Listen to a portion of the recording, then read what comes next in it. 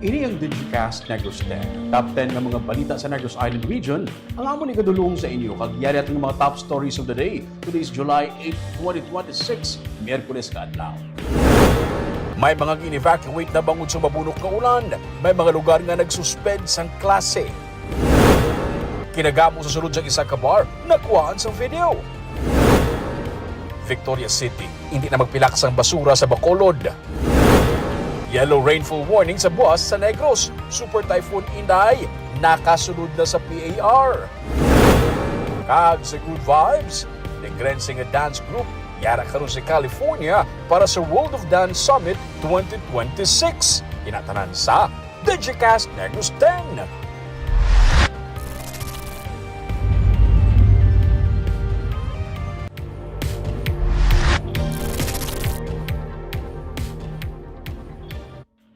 Sa number 10, unang kita na sa weather update, super bagyo nga Inday nakasulod na sa Philippine Area of Responsibility. Samtang isla sa Negros kinpaidalom sa yellow rainfall warning. 3 a.m. kaina, nakasulod na sa Philippine Area of Responsibility ang super typhoon nga Inday. As of 2 p.m., yara na ini sa 1,205 kilometers east ang Northern Luzon, kag may kabaskogon nga 195 kilometers per hour, kag sarang maglapot sa 240 kilometers per hour ang gulpyada nga pagbaskong sini.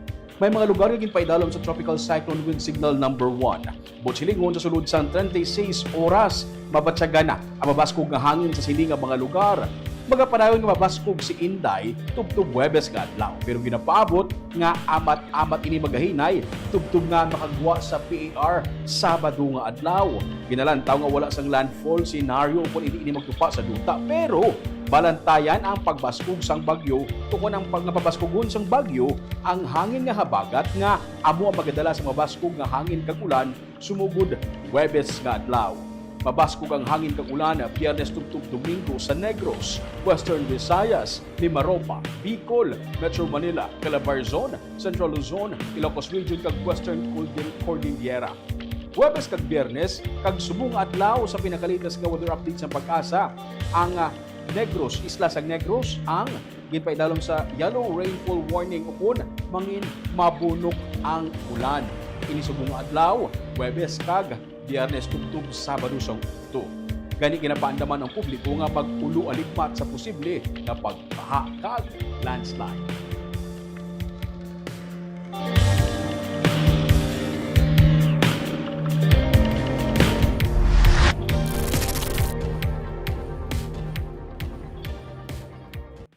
Sa number 9, Bacolod City, isa sa mga syudad nga pinakauna nga mag-host sa Metro Manila Film Festival, sagwa sa Metro Manila. Napilian ng Metro Manila Film Festival ang Bacolod City nga mangin isa sa mga host cities para sa ika-52 nga MMFF sa Disyembre. Gisiling ni Bacolod City Mayor Greg Gasataya nga magluwas sa Bacolod, host cities man ang Mandaluyong kag San Jose. Kini pinakauna pa lang nga tiun nga paggahiwaton sa guwa sa Metro Manila ang amo nga film festival. Isa sa rason nga napilian ng Bacolod nga mag-host, amo ang mataas nga sales ang MMFF sa syudad kada bulan sa Disyembre. Sa December 11, natala na nga magbukas ang MMFF kag gadungan sini may patigayon nga parada sa Bacolod. Kaupod sa parada, ang mga artista nga nagpakigbahin sa sini nga tuigan nga film festival. Suno kay Mayor Greg Gasataya, antes magabukas ang film festival, uyag man sang MMFF nga magpatigayon sang duha ka adlaw nga training sa mga filmmakers sa Bacolod ug papasang kad pagid ang industriya sa syudad. Nagapati man ang alkalde nga dako ang mga impact sini sa film festival kag turismo sa Bacolod. For one, ang exposure sa Bacolod when it comes to the film industry. We know nga diri sa Bacolod damo di mga sikat nga ara sa film industry nga nagaling diri sa aton sa Bacolod. So by sa Bacolod is somewhat honoring those Bacolodnons and Negrosanons for that matter who are part of the film industry. When we say film industry, either artista ka or ara ka sa production nga nagaling ka diri sa Bacolod. Meaning tungod nga napilian nilang Bacolod, I'm sure they have seen something diri sa aton sa syudad sa Bacolod. So isa gid na ginapasalamatan man ako kay relate man kapo na sila.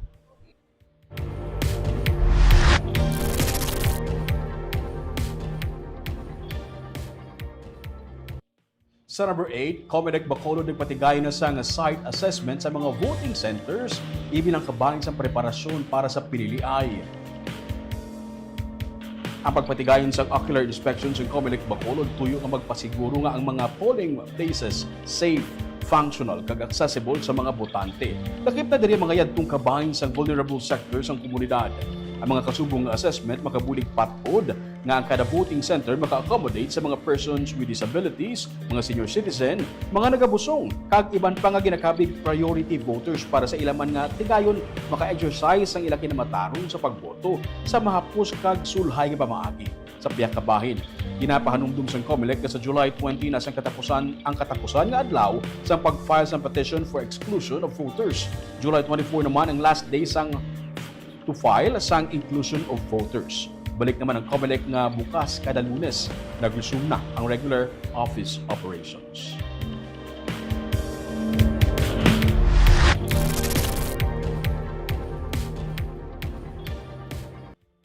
Sa number 7, active shooting simulation exercise ang ginaplano karon nga ipatigayon sa tanan nga mga pampubliko nga eskwelahan sa Bacolod City para mahandaan ang kaso ng matabong nga shooting incident.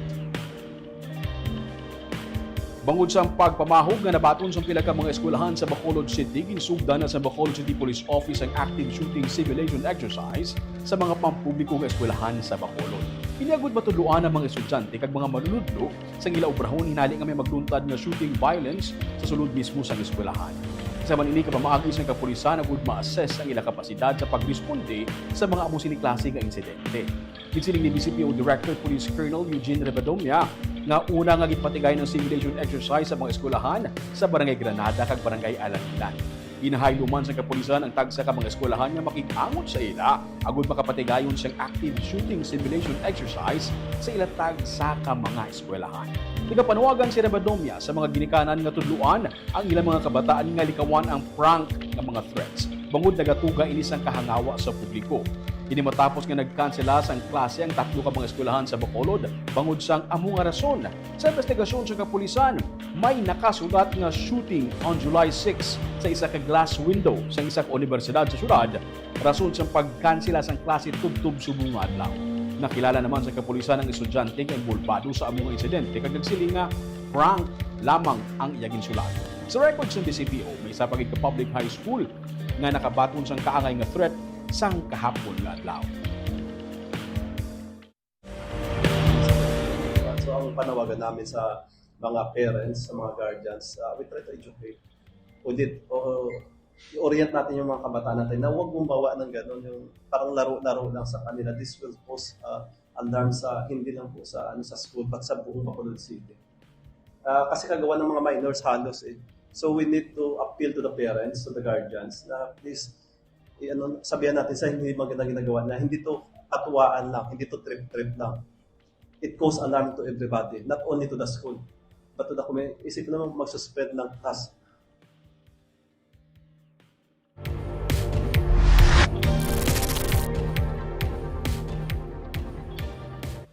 Sa number 6, driver's license sang driver nga sang driver sang fuel tanker nga nakabunggo sa mga food stall sa Valladolid gin-suspend sang LTO. Ginapa-explain sang Land Transportation Office Negros Island Region ang driver kag tag-iya sang fuel tanker truck nga involbado sa natabo nga pagbunggo sang fuel tanker sa mga food stall sa Valladolid Boulevard sa tuong Hulyo 5 kung sa diin duha ka mga persona ang napatay kag isang nasamaran. Base sa investigasyon sa kapulisan, natulugan ang 57 anyos ka driver sang tanker truck rason nga nabungguan sini ang mga food cart vendors sa higad sang highway. Sang Hulyo 6, ginservice ang LTO NIR ang show cause order sa driver kag tag-iya sang fuel tanker truck kung diin sila ang ginpangayuan sa patag kung nga hindi sila dapat paghatagan sang administrative sanction. Samtang, suspendido naman sa sulod sang 90 diya so kung 3 ka bulan ang lisensya sang driver samtang nagapadayon ang investigasyon.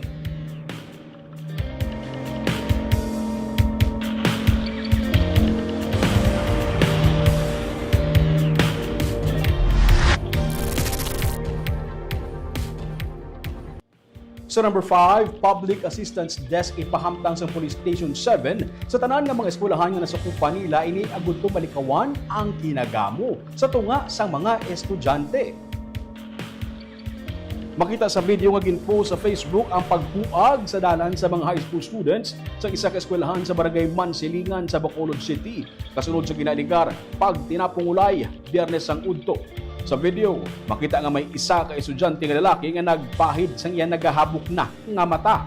Sunod kay Police Captain J.R. Reyes, hepe sa Police Station 7, gileon nga nahusay sang management sang eskwelahan ang nasambit kay insidente kag wala naman sa may nakaparecord nga nasamaran.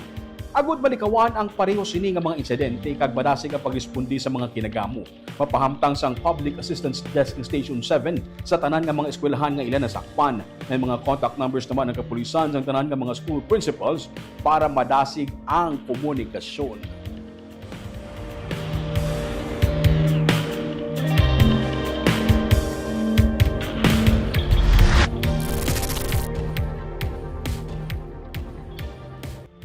Sa number 4, kinagamo sa sulod sang isa ka bar, nakuhaan sang video.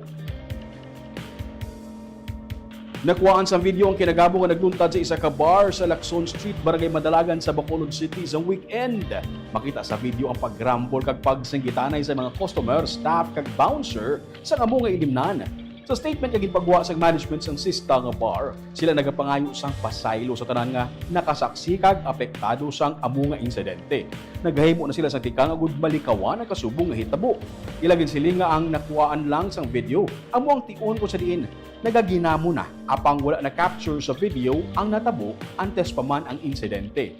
Base sa inisyal nga review sang bar, isa ka tawo halin sa grupo sa mga customers ang nagtingwa nga sakiton ang isa nila ka staff rason nga nagka-tensyon. Nagapasalig ang bar na sila ang magakooperar sa investigasyon sa otoridad angot sa sini nga insidente.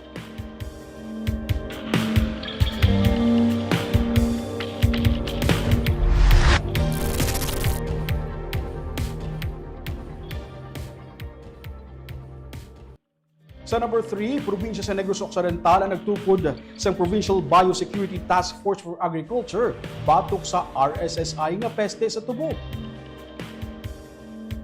Sandig sa executive order ni Governor Eugenio C. Lacson, tuyo sini nga mas manginhugot ang coordination nakip na ang pagkontrol kag management sang Red Stripe Soft Scale Insect o kung RSSI kag iban pagid nga biological pests sa Negros Occidental. Kasunod sa paglapad sang infestation sang RSSI sa mga katubuan, sandig sa datos ng Sugar Regulatory Administration, ang UNIFED, CONFED kag PhilSurid ang nagpanawagan sa gobyerno provincial nga magpatuman sa gilayon nga tikang para matap na ang paglapda sang RSSI. Sa July 3 nga report sang SRA, ang RSSI nakaapekto sang 88,872 ka hektarya sang katubuhan. Ang dako nga kahalitan yara sa NIR, 78,367 hectares o kung 32.76% sang kabilugan nga katubuhan sa rehiyon. Ang Negros Occidental nagaproduce ang 61% sang kabilugan nga sugar production sang pungsod. Mismo si Governor Lacson ang magaserbi nga chairperson. Vice Chairman naman si Board Member Andrew Montalibano nga SP Committee Chair on Environment kag si Engineer Colin Ocalinas naman ang Executive Assistant 4 ang magaserbi nga Action Officer.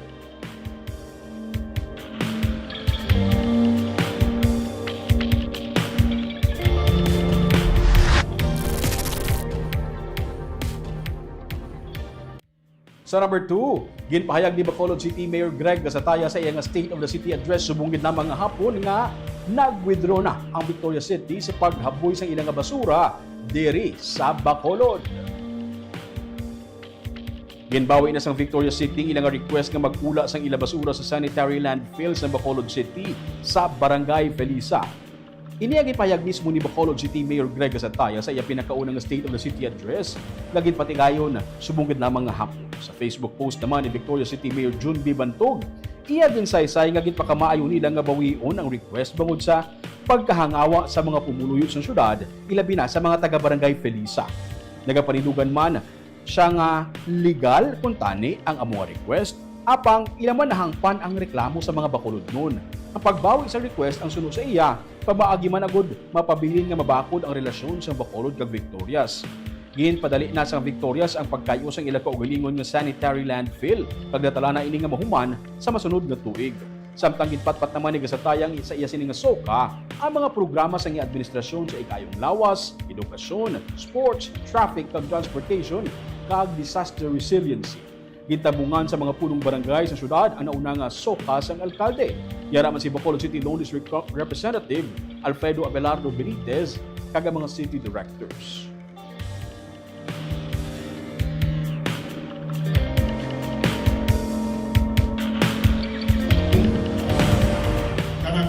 Kasi this is where we are coming from, and we also know where you are coming from. Our intention is really to help man sa atong fellow LGUs, no? But after our meeting, which is very fruitful, Mayor Junbi wrote me this afternoon and mentioned that we respectfully refer to their letter of intent with regards to the expressing the city government of Victoria's interest in utilizing the sanitary landfill, which is almost tapos na, for the disposal of their residual waste. So, and I quote, after further assessment of our current solid waste management arrangements and priorities, we respectfully withdrew our letter of intent from further consideration. So, in our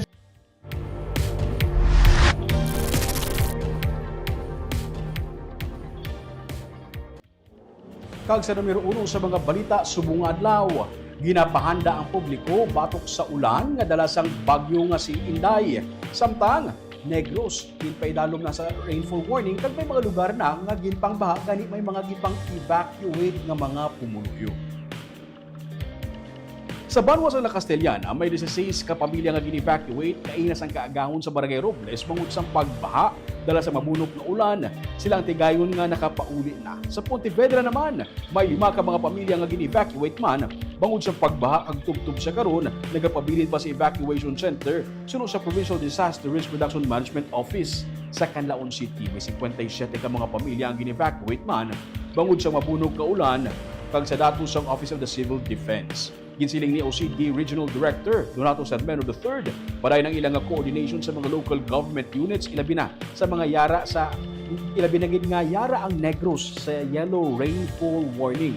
Sunod sa kay Irene Bell Protenia, ang PDRRM head sa Negros Occidental, ang Central kag Southern Negros ang ginapaabot nga mag-eksperyensya sa pag-ulan kumalin karon sa gabi, tubtub sa Biyernes, rason nga balantayan ang pagbaha. Naka-preposition na ang mga goods kag mga rescue teams sunod sa Protenia. Base sa eksperyensya sa probinsya, ang tubig baha hindi lamang sa mga coastal areas kundi pati man sa mga naibabaw nga bahin gani ang mga LGU dapat nga magbantay gid. Yara na sa tagsa ka LGU ang magpatuman sa preemptive evacuation. As of press time, may 12 ka mga LGU sa Negros Occidental ang nagsuspend kag magasuspend sa klase bangod sa pag-ulan. Ang Negros Oriental naman ang nagsuspenda sa klase sa bilog na probinsya para buwas nga adlaw Hulyo 9.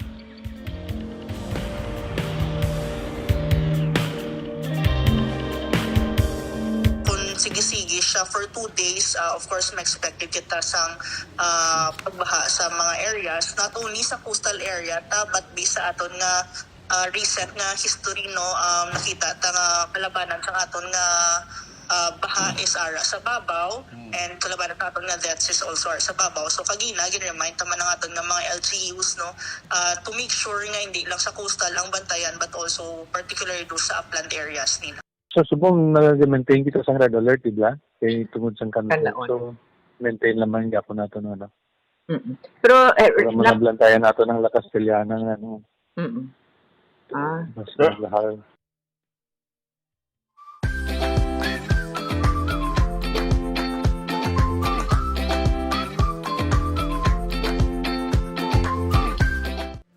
Kag sa Good Vibes, isa ka negrense nga dance group ang yara karon sa California para sa World of Dance Summit 2026. Ang VMDT kon Vicentinian Marainon Dagyao Theater ang nakabase sa Kada City ang yara na subong sa California sa USA para mag-perform sa World of Dance Summit 2026. Ang VMDT ang nag-rank 6 sa 49 ka mga performers sa World of Dance Philippines 2026 Team Division sang bulan sang Marso sa Resorts World Manila.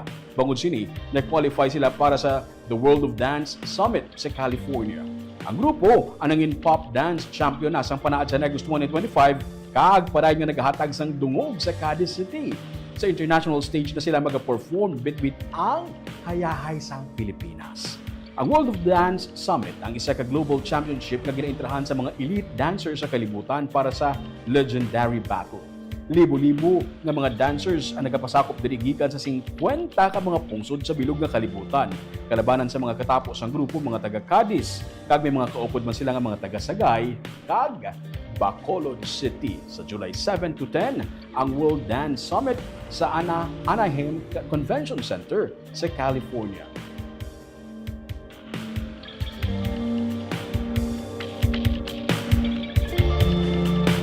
Shout out anay kita sa aton nga live viewers subong nga hapon si Ma'am Jocelyn Luquero, maayong hapon Digicast team halong ang tanan watching live from Hong Kong. Si Ma'am Gloria Bantigay, good afternoon Digicast and kag Sir Roming Subaldo watching from Pulupandan.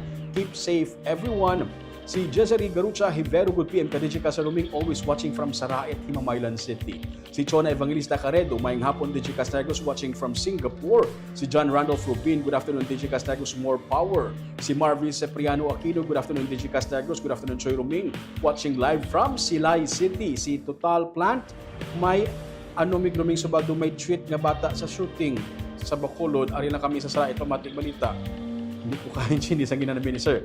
Si Sarah Yu, watching from Doha, Qatar. Kag si Ma'am Mirna Garrido Clavel, good PM Digicast, watching from Bacolod City. Kagaboy itong top 10 ng mga balita sa Negros Island Region subong adlaw. Tugtog sa buwas. Ako si Romeo Subaldo, mayong hapon.